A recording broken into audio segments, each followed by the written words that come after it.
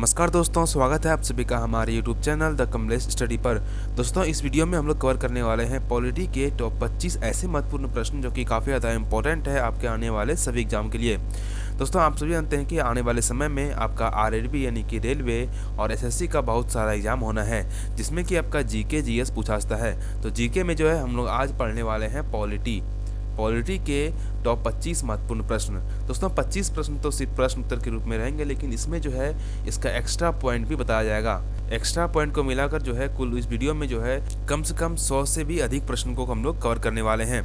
तो चलिए दोस्तों, स्टार्ट करते हैं। वीडियो में अंत तक बने रहिएगा। अगर चैनल पर नए हैं तो चैनल को सब्सक्राइब कर लें, वीडियो को लाइक कर दोस्तों के साथ शेयर करें। चलिए स्टार्ट करते हैं। पहला प्रश्न है, बंगाल का प्रथम गवर्नर जनरल जो कि वॉरेन हेस्टिंग था, किस अधिनियम के तहत बना था?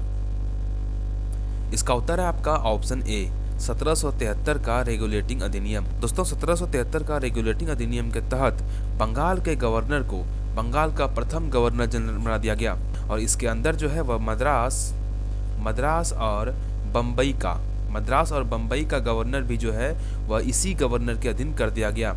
ठीक है, और बंगाल का प्रथम गवर्नर जनरल कौन बना? तो आपका वॉरेन हेस्टिंग बना। नेक्स्ट चलते हैं। अगला है, भारत के संविधान सभा में कुल सदस्यों की संख्या कितनी थी? इसका उत्तर है ऑप्शन बी, 389।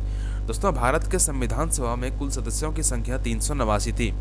संविधान सभा की रचना के बारे में सबसे पहला विचार जो है वह 1924 में स्वराज पार्टी ने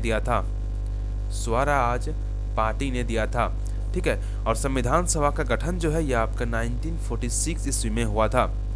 संविधान सभा का प्रथम बैठक जो है वह 9 दिसंबर 1946 ईस्वी को हुआ था, जिसका अध्यक्ष तो है वह डॉक्टर सच्चिदानंद सिन्हा को बनाया गया था, और यह जो है वह संविधान सभा का अस्थायी अध्यक्ष था। तो याद रखिएगा कि 1946 में संविधान सभा का गठन हुआ, 9 दिसंबर 1946 को पहला बैठक हुआ, जिसका अध्यक्ष जो है वह सच्चिदानंद सिन्हा को बनाया गया, जो कि अस्थायी अध्यक्ष था। उसके बाद जो है वह दूसरा बैठक 11 दिसंबर 1946 ईस्वी को हुआ था, जिसमें जो है वह संविधान सभा का अस्थायी अध्यक्ष के रूप में डॉक्टर राजेंद्र प्रसाद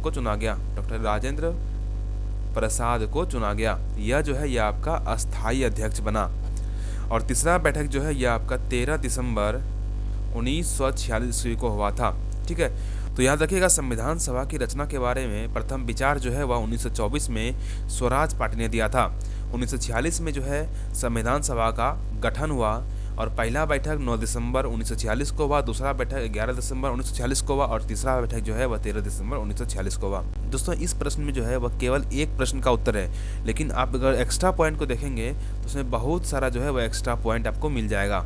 इसी प्रकार जो है इस वीडियो में हम लोग कुल 100 से भी अधिक एक्स्ट्रा पॉइंट को मिलाकर प्रश्न को कवर करने वाले हैं। अगला है, संविधान के किस भाग को संविधान की कुंजी कहा जाता है? इसका उत्तर है ऑप्शन ए, प्रस्तावना। दोस्तों, संविधान के प्रस्तावना को संविधान की कुंजी कहा जाता है। प्रस्तावना के बारे में बात करें तो प्रस्तावना का विचार अमेरिका के संविधान से लिया गया था, यूएसए के संविधान से लिया गया था, और प्रस्तावना की भाषा जो है यह आपका ऑस्ट्रेलिया के संविधान से लिया गया था। तो याद रखिएगा कि प्रस्तावना का विचार जो है यह यूएसए के संविधान से, और भाषा जो है यह ऑस्ट्रेलिया के संविधान से। इंपॉर्टेंट है, पूछ लेगा। और जानते हैं कुछ इंपॉर्टेंट फ्रेंड्स, हमारे प्रस्तावना में जो है वह कुल 3 प्रकार की न्याय का उल्लेख है, जिसमें है पहला सामाजिक, आर्थिक और राजनीतिक। सामाजिक, आर्थिक और राजनीतिक न्याय का उल्लेख जो है यह प्रस्तावना में मिलता है। 5 प्रकार की स्वतंत्रता का उल्लेख मिलता है, विचार, अभिव्यक्ति, विश्वास, धर्म और उपासना। ये कुल 5 प्रकार की स्वतंत्रता का उल्लेख मिलता है प्रस्तावना में। और 2 प्रकार की समानता का उल्लेख मिलता है। कौन कौन? तो प्रतिष्ठा और अवसर, ये 2 प्रकार की समानता का उल्लेख मिलता है। नेक्स्ट चलते हैं। अगला है, भारतीय संविधान में एकल नागरिकता का प्रावधान किस देश के संविधान से लिया गया है? इसका उत्तर है आपका ऑप्शन सी, ब्रिटेन। दोस्तों, हमारे भारतीय संविधान में एकल नागरिकता का प्रावधान जो है यह ब्रिटेन के संविधान से लिया गया है। दोस्तों, अमेरिका के संविधान से लिया गया है आपका राष्ट्रपति पर महाभियोग, प्रस्तावना का विचार और मौलिक अधिकार। ये कुल 3 इंपॉर्टेंट पॉइंट जो है यह आपका अमेरिका के संविधान से लिया गया है। कनाडा के संविधान से लिया गया है राज्यपाल की नियुक्ति प्रक्रिया, केंद्र एवं राज्य के बीच शक्तियों का बंटवारा। ये कनाडा के संविधान से लिया गया है। और जर्मनी के संविधान से लिया गया है आपातकाल के दौरान राष्ट्रपति को मौलिक अधिकार संबंधी शक्तियाँ। तो ये सारे पॉइंट जो है अलग अलग देशों के संविधान से लिया गया है। नेक्स्ट चलते हैं।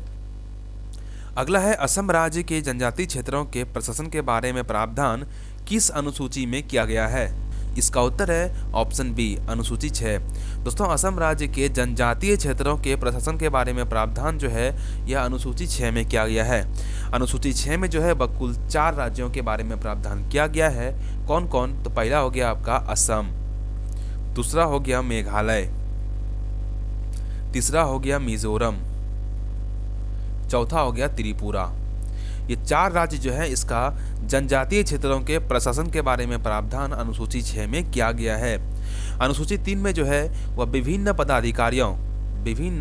पदाधिकारियों के शपथ के बारे में प्रावधान किया गया है अनुसूची 3 में। अनुसूची 7 में जो है यह केंद्र एवं राज्यों के बीच शक्तियों का बंटवारा, इसका प्रावधान जो है यह अनुसूची 7 में किया गया है। और अनुसूची 8 में जो है यह भाषा के बारे में प्रावधान किया गया है। ठीक है, भाषा के बारे में प्रावधान किया गया है। हमारे अनुसूची 8 में जो है वर्तमान में कुल 22 भाषाएं हैं। कितना है? 22 भाषाएं हैं। परंतु जब हमारा संविधान बना था तो मूल संविधान में कुल 14 भाषाएं ही रखा गया था। 14 भाषाएं ही रखा गया था। बाद में जो है समय समय पर संशोधन कर कुल इसमें 8 भाषा जो है वह ऐड कर दिया गया। अगला है राजभाषा के बारे में प्रावधान संविधान के किस भाग में किया गया है? इसका उत्तर है आपका ऑप्शन डी, भाग 17 में। दोस्तों, राजभाषा के बारे में प्रावधान भाग 17 में किया गया है।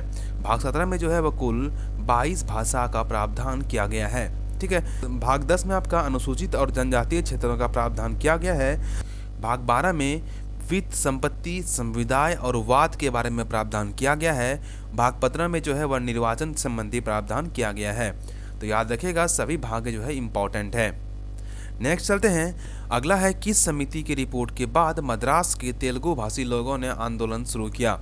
इसका उत्तर है ऑप्शन डी, जेबीपी समिति। जेबीपी समिति का फुल फॉर्म होता है आपका, जे से हो गया आपका जवाहरलाल नेहरू, भी से हो गया आपका वल्लभ भाई पटेल, और पी से हो गया आपका पट्टाभी सीतारमैया। इसी तीनों का नाम का पहला अक्षर लेकर जो है इस समिति का गठन किया गया था। और इसी समिति के रिपोर्ट के बाद ही मद्रास के तेलुगु भाषी लोगों ने आंदोलन शुरू किया। तो किस लिए आंदोलन शुरू किया?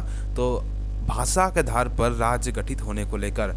और इसी लोगों के आंदोलन के पश्चात 1 अक्टूबर 1953 ईस्वी को फाइनली आंध्र प्रदेश राज्य बना था। और आंध्र प्रदेश राज्य जो है यह भाषा के आधार पर गठित होने वाला पहला राज्य था। ठीक है, तो याद रखिएगा, इंपॉर्टेंट है। नेक्स्ट है आपका विदेशी स्त्री जो किसी भारतीय से विवाह किया हो तो वह निम्न में से किस आधार पर नागरिकता प्राप्त करेगी? यानी कि वैसी स्त्री जो किसी विदेश की है लेकिन वह भारतीय पुरुष से विवाह किया है तो वह किस आधार पर नागरिकता प्राप्त करेगी?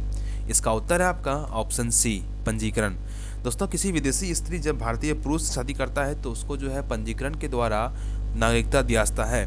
हमारे संविधान में कुल 5 प्रकार का आधार रखा गया है नागरिकता प्राप्त करने के लिए। पहला हो गया आपका जन्म के आधार पर, दूसरा हो गया आपका वंश के आधार पर, तीसरा हो गया आपका देशीकरण के आधार पर, चौथा हो गया पंजीकरण के आधार पर, और 5वां हो गया भूमि विस्तार के द्वारा। ये कुल 5 आधार है जिस पर जो है आप भारत में नागरिकता प्राप्त कर सकते हैं। नेक्स्ट है भारत सरकार द्वारा भारत रत्न इत्यादि पुरस्कार किस अनुच्छेद के तहत दिया जाता है? इसका उत्तर है आपका ऑप्शन ए, अनुच्छेद 18। दोस्तों, भारत सरकार के द्वारा भारत रत्न और भी पुरस्कार है जैसे कि पद्म विभूषण,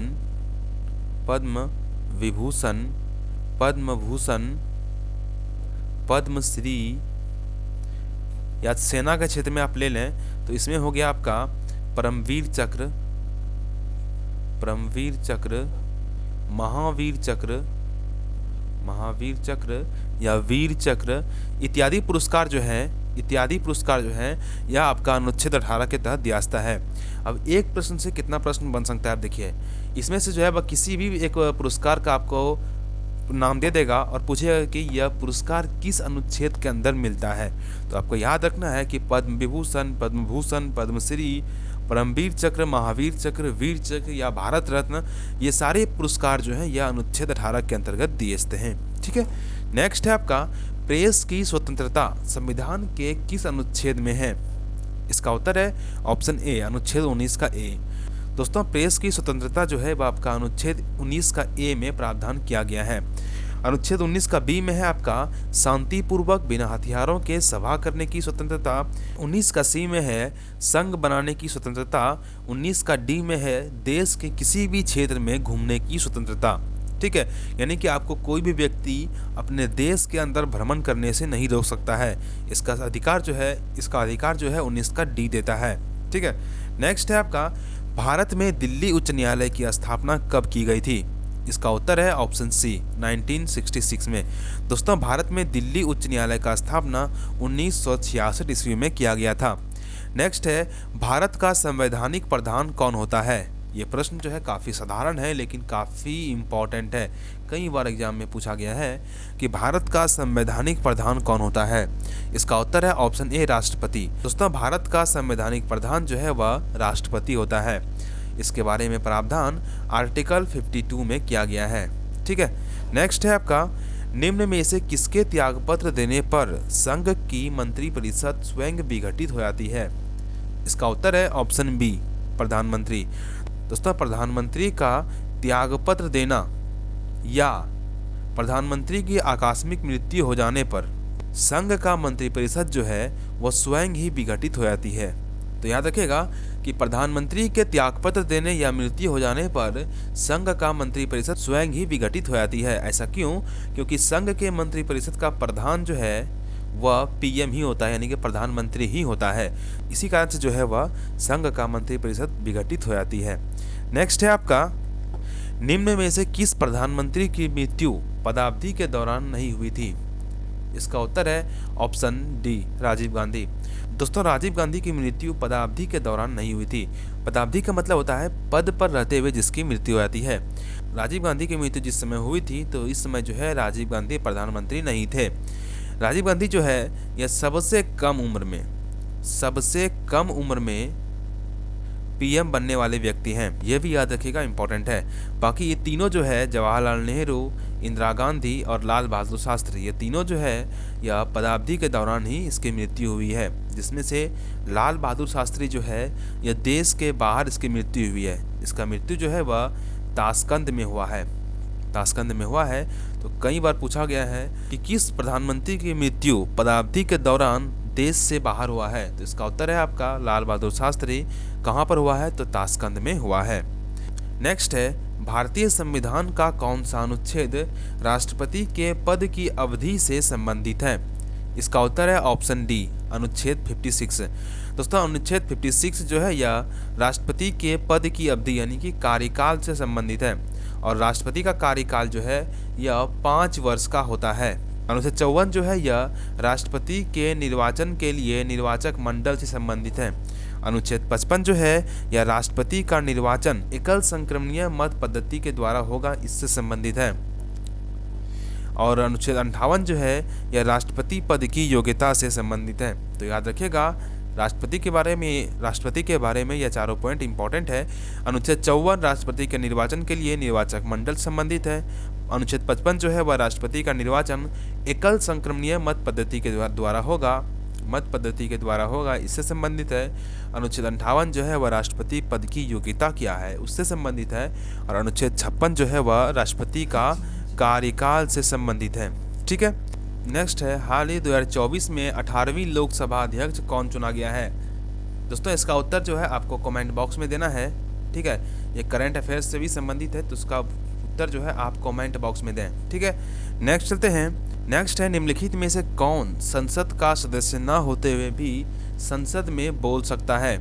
इसका उत्तर है ऑप्शन बी, भारत का महान्यायवादी। दोस्तों भारत का महान्यायवादी जो है ये संसद का सदस्य न होते हुए भी संसद में बोलने की इसको अनुमति है, लेकिन ये संसद में जो है वह मतदान नहीं कर सकता है।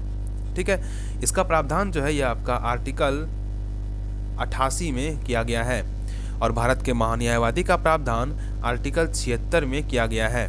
तो याद रखिएगा कि भारत का महान्यायवादी का प्रावधान आर्टिकल 76 में और भारत का महान्यायवादी संसद का सदस्य न होते हुए भी संसद में बोल सकता है, इसका प्रावधान आर्टिकल 88 में किया गया है। नेक्स्ट है आपका, भारत की आकस्मिक निधि पर किसका नियंत्रण होता है? इसका उत्तर है ऑप्शन बी, राष्ट्रपति। दोस्तों भारत की आकस्मिक निधि पर राष्ट्रपति का नियंत्रण होता है। आकस्मिक निधि का निर्माण जो है यह संसद के द्वारा किया जाता है और इसमें फंड जमा जो है यह भी संसद के द्वारा ही किया जाता है, लेकिन फंड निकालते समय संसद की अनुमति की कोई आवश्यकता नहीं होती है। फंड जो है यह राष्ट्रपति की अनुमति से ही निकलता है। ठीक है, आकस्मिक निधि का प्रावधान जो है यह आपका आर्टिकल 267 में किया गया है। नेक्स्ट है भारत में नए राज्यों के निर्माण के लिए संशोधन की किस विधि को अपनाया जाता है? इसका उत्तर है ऑप्शन ए, साधारण बहुमत। दोस्तों भारत में नए राज्यों के निर्माण के लिए संशोधन की साधारण विधि को अपनाया जाता है। हमारे संविधान में तीन प्रकार का संशोधन विधि दिया हुआ है। पहला हो गया आपका साधारण बहुमत, दूसरा हो गया विशेष बहुमत और तीसरा हो गया आपका संसद के विशेष बहुमत एवं राज्य के आधे विधानसभाओं की स्वीकृति। ये कुल 3 विधि के द्वारा जो है हमारे संविधान में संशोधन किया जाता है। हालांकि अधिकांश संशोधन जो है ये विशेष बहुमत से ही होता है। ठीक है, नेक्स्ट है आपका, सर्वोच्च न्यायालय के न्यायाधीश बनने के लिए न्यूनतम आयु सीमा क्या है? इसका उत्तर है आपका ऑप्शन डी, आयु सीमा निर्धारित नहीं है।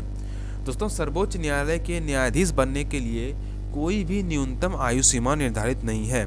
सर्वोच्च न्यायालय के न्यायाधीशों के लिए एक योग्यता होता है। अगर आप उस योग्यता को पार कर लेते हैं तो आप किसी भी उम्र में सर्वोच्च न्यायालय का न्यायाधीश बन सकते हैं, बशर्ते आपका उम्र जो है वह 65 ईयर से यानी कि 65 वर्ष से अधिक ना हो, क्योंकि सर्वोच्च न्यायालय के न्यायाधीशों की अवकाश ग्रहण करने का उम्र जो है वह 65 ईयर्स होता है। ठीक है, नेक्स्ट चलते हैं। अगला है स्वतंत्रता, समानता और बंधुत्व का विचार किस देश के संविधान से लिया गया है? इसका उत्तर है ऑप्शन सी, फ्रांस। दोस्तों स्वतंत्रता, समानता और बंधुत्व का विचार फ्रांस के संविधान से लिया गया है। ठीक है, अमेरिका के संविधान से लिया गया है आपका प्रस्तावना का विचार, मौलिक अधिकारों का विचार और राष्ट्रपति पर महाभियोग। ये कुल 3 इंपॉर्टेंट पॉइंट जो है वह अमेरिका के संविधान से लिया गया है। रूस के संविधान से लिया गया है राजनीतिक, सामाजिक एवं आर्थिक न्याय और मौलिक कर्तव्य। ये कुल दो इंपॉर्टेंट पॉइंट जो है ये आपका रूस के संविधान से लिया गया है। अगला है भारत की 12वीं पंचवर्षीय योजना की अवधि क्या थी? इसका उत्तर है ऑप्शन डी, 2012 से लेकर 17। दोस्तों हमारे देश में कुल 12 पंचवर्षीय योजना लागू हुई है। ये सारा 12 पंचवर्षीय योजना जो है वह काफ़ी इंपॉर्टेंट है, कई बार जो है इसके बारे में पूछ लिया गया है। तो अभी जो है हम लोग 12 पंचवर्षीय योजना का अवधि देखने वाले हैं। चलिए शुरू करते हैं। पहला पंचवर्षीय योजना जो था यह आपका 1951 से लेकर 1956 ईस्वी तक चला था। दूसरा पंचवर्षीय योजना जो है यह आपका 1956 से लेकर 1961 तक चला था। तीसरा पंचवर्षीय योजना जो है यह आपका 1951 से लेकर 1961 से लेकर 1967 तक चला था, 1966 तक चला था, 1966 तक चला था। उसके बाद जो है 2 साल के लिए आ गया योजना अवकाश, यानी कि योजना अवकाश के समय कोई भी पंचवर्षीय योजना नहीं चला था, 1966 से लेकर 1969 तक। ठीक है, ये जो है आपका साइड में लिख देते हैं, ये आपका 1961 से लेकर 1966 तक है। ठीक है, थोड़ा घिस-पिच हो गया इस जगह। चौथा पंचवर्षीय योजना जो चला था वह 1969 से लेकर 1974 तक चला था। पांचवा पंचवर्षीय योजना जो है यह आपका 1974 से लेकर 1978 तक चला था। इसके बाद आ गया आपका रोलिंग प्लान। इसके दौरान भी कोई भी पंचवर्षीय योजना नहीं चल रहा था कि कब से कब तक, तो 1978 से 1980 तक। ठीक है, इसके बाद फिर छठा पंचवर्षीय योजना आ गया आपका 1980 से लेकर 1985 तक। सातवां पंचवर्षीय योजना जो है यह आपका हो गया 1985 से लेकर 1990 तक। इसके बाद फिर आ गया आपका वार्षिक योजना। वार्षिकीय योजना। इसके दौरान भी कोई भी पंचवर्षीय योजना नहीं चल रहा था और यह योजना जो है 1990 से लेकर 1992 तक चला। ठीक है, वार्षिक योजना। इसके बाद फिर 8वां पंचवर्षीय योजना जो है आपका 1992 से लेकर 1997 तक चला था। 9वां पंचवर्षीय योजना जो है 1997 से लेकर 2002 तक चला था। ठीक है, उसके बाद जो है 10वां पंचवर्षीय योजना जो है 2002 से लेकर 2007 तक चला था। 11वां पंचवर्षीय योजना जो है यह आपका 2007 से लेकर 2012 तक चला और 12वां पंचवर्षीय योजना जो है यह आपका 2012 से लेकर 2017 तक चला। तो ये जो है सारे पंचवर्षीय योजना है और इसके बीच में जो है कब पंचवर्षीय योजना लागू नहीं था वो भी है। इसमें काफ़ी इंपॉर्टेंट क्या है कि ये आपका जो बीच वाला जो है ये 2 साल जो योजना अवकाश आ गया, रोलिंग प्लान आ गया, वार्षिकीय योजना आ गया, ये तीनों इम्पोर्टेंट है। कई बार पूछ लिया गया है कि 1906 आपका ऑप्शन देगा ऐसा कि योजना अवकाश जो है कब से कब तक था। ठीक है, तो इसमें जो है व्यक्ति फंस जाता है, तो याद रख लीजिएगा आप 12 योजना जो है आप याद रख लीजिएगा और प्लस में ये तीनों पॉइंट को याद रखिएगा। ठीक है, काफ़ी इम्पोर्टेंट है। अगला है भारतीय संविधान का कौन सा अनुच्छेद धर्म की स्वतंत्रता की गारंटी देता है?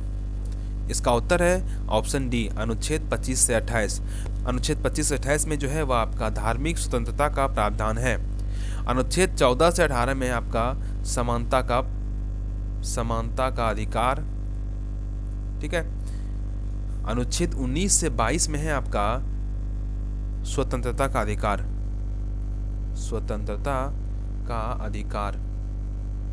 अनुच्छेद 23-24 में है आपका शोषण के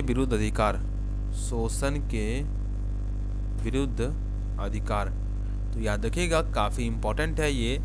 14 से 18 में है आपका समानता का अधिकार, 19 से 22 में है स्वतंत्रता का अधिकार, 23-24 में है शोषण के विरुद्ध अधिकार, 25 से 28 में है आपका धर्म की स्वतंत्रता का अधिकार। ठीक है, नेक्स्ट है भारत के उपराष्ट्रपति बनने के लिए न्यूनतम आयु कितनी होनी चाहिए? इसका उत्तर है आपका ऑप्शन सी, 35 वर्ष। दोस्तों, भारत का राष्ट्रपति बनने के लिए न्यूनतम आयु जो है वह आपका 35 वर्ष होनी चाहिए। दोस्तों, भारत का उपराष्ट्रपति जो होता है यह राज्यसभा का पदेन सभापति होता है। उपराष्ट्रपति जो होता है यह राज्यसभा का पदेन सभापति होता है। इसका प्रावधान जो है यह आर्टिकल 64 में किया गया है। ठीक है, तो याद रखिएगा, तो उपराष्ट्रपति राज्यसभा का पदेन सभापति होता है। इसका प्रावधान आर्टिकल 64 में किया गया है। नेक्स्ट है, निम्नलिखित में से कौन लोकसभा अध्यक्ष को उसके पद की शपथ दिलाता है? इसका उत्तर है ऑप्शन डी, इनमें से कोई नहीं। दोस्तों, लोकसभा अध्यक्ष को उसके पद की शपथ नहीं दिलाई जाती है, बल्कि लोकसभा अध्यक्ष का जब निर्वाचन होता है, इसका निर्वाचन जो है वह सदन के सदस्यों के द्वारा ही किया जाता है। ठीक है, और इसका जब निर्वाचन होता है उस निर्वाचन की तिथि जो है यानी कि डेट जो है वह राष्ट्रपति तय करता है। ठीक है, कौन तय करता है? तो राष्ट्रपति तय करता है। तो याद रखिएगा कि लोकसभा अध्यक्ष का निर्वाचन जो है वह सदन के सदस्यों के द्वारा होता है और इसका निर्वाचन का तिथि जो है यानी कि डेट जो है यह राष्ट्रपति तय करता है। यानी लोकसभा अध्यक्ष जब निर्वाचित हो जाता है तो उसके बाद प्रधानमंत्री जो होता है और विपक्ष का नेता, ये दोनों जो है वह लोकसभा अध्यक्ष को उसके पद तक ले आता है। ठीक है, उसके पद तक ले आता है। आपने कई वीडियो देखा होगा, हाल ही में जो लोकसभा अध्यक्ष बना है जो कि कौन है आपका ओम बिरला है। पीछे आपका सवाल पूछा था, आपने शायद दिया होगा कमेंट बॉक्स में। 18वीं लोकसभा अध्यक्ष कौन बना है? तो ओम बिरला बना है। ठीक है, इसको जो है प्रधानमंत्री और विपक्ष के नेता के द्वारा इसको जो है उसके पद तक ले जाया जाता है। ठीक है, तो दोस्तों ये था आपका पॉलिटी का 25 महत्वपूर्ण प्रश्न जो कि काफ़ी इंपॉर्टेंट है आपके आने वाले सभी परीक्षाओं के लिए। इस वीडियो से आपको आने वाले परीक्षाओं में एक प्रश्न देखने को मिल सकता है, इसीलिए जो है वीडियो को काफ़ी ध्यान से देखें। अगर नहीं देख पाए तो दोबारा देखें ताकि आपको याद हो जाए। तो चलिए दोस्तों, मिलते हैं नेक्स्ट वीडियो में। वीडियो कैसा लगा कमेंट करके जरूर बताइएगा और अगर चैनल पर नए हैं तो चैनल को लाइक कर चैनल को सब्सक्राइब कर दें और दोस्तों के साथ जो है वह शेयर भी जरूर करें। चलिए दोस्तों, मिलते हैं नेक्स्ट वीडियो में। आज के लिए इतना ही।